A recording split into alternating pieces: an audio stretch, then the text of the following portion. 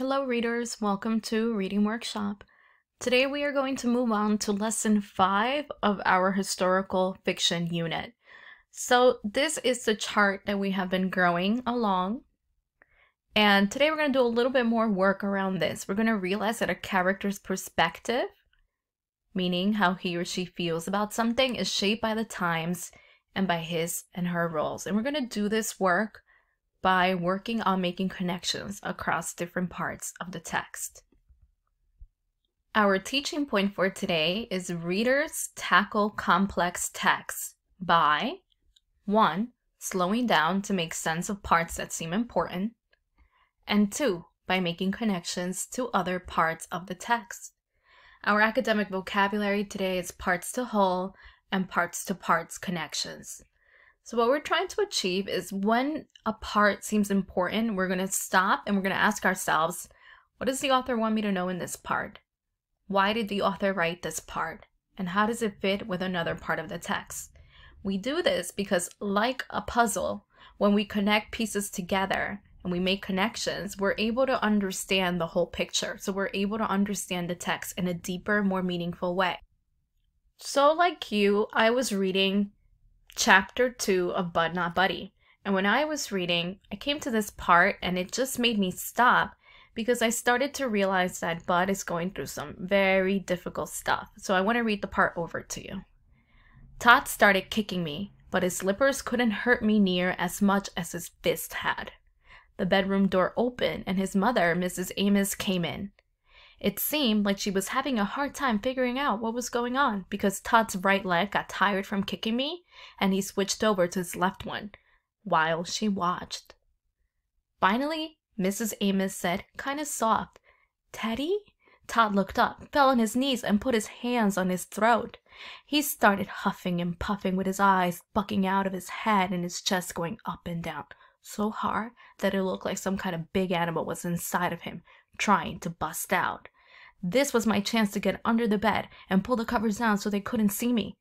Mrs. Amos ran over to her son and fell on her knees. She put her arms around his shoulders.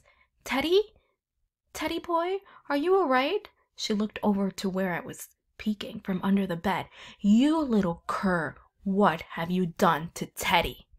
So after reading this part, I asked myself, what does the author want me to know in this part? So I figure that the author wants me to know that Bud is really not having a good time in this new foster home. He's not getting along with Todd.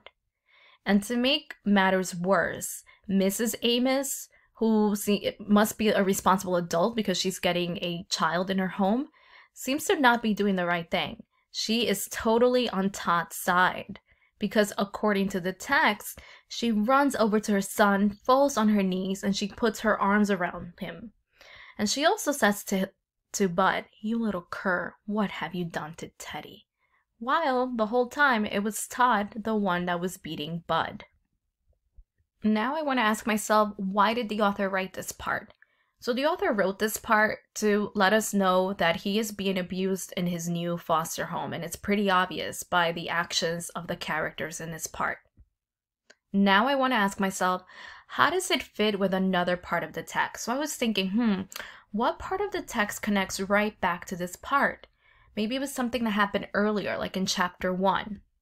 And that brought me to the part in chapter 1 where Bud is having a flashback as he's telling Jerry not to worry about his new home. So I'm going to read this part over to you, and I'm going to start down here. It's at 6 that grown folks don't think you're a cute little kid anymore. They talk to you and expect that you understand everything they mean, and you best understand too if you aren't looking for some real trouble, because it's around 6 that grown folks stop giving you little swats and taps and jump clean up to giving you slugs that'll knock you right down and have you seeing stars in the middle of the day. The foster home I was in taught me that real quick. So now I want you to stop and think, how does this part fit with the part that we just read? How does it connect?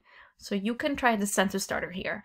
This part connects back to the part because in the second video attached to this assignment, you'll see a turn and talk, but go ahead and pause the video and make your own connection, and you can use these thought prompts to help you. Great work making a connection.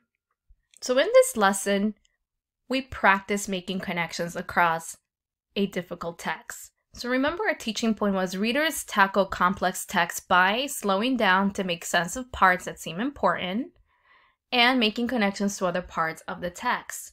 So remember, we said we make these connections so that we can see a clearer picture of the plot that we're following along in the story.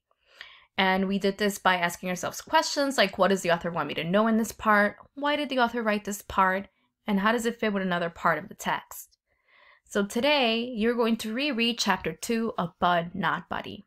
You're going to stop at another important part and you're going to think, what does the author want me to know in this part? Why did the author write this part? How does it fit with another part of the text? Cite evidence to explain your thinking, just like you saw me doing in this lesson. If you're all done and you're ready for a step up the rigor, write a summary stop and jot about what you read. Don't forget that with the assignment, you'll also have an exemplar stop and jot. And here it is. It's just me typing up what I said in the lesson.